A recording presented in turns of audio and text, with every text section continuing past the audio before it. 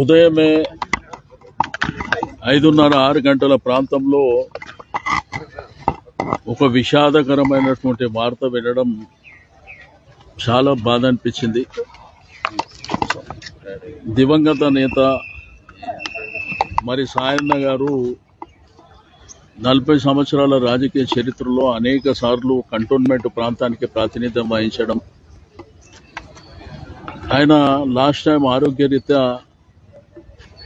పోయిన సంవత్సరం మరణించినటువంటిది. ఇప్పటికి సంవత్సరం 3 రోజులే అవుతుంది. మొన్ననే వారి యొక్క వర్ధంతి కూడా చేపట్టడం జరిగింది.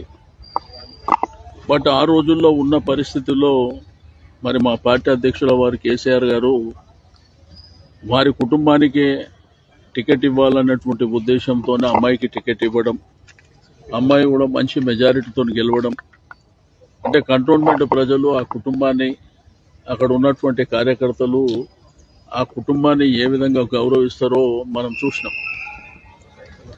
బట్ ఉదయం ఇటువంటి సంఘటన జరగడం, చిన్న వయసు అమ్మాయి, ఎంతో భవిష్యత్తు ఉంది.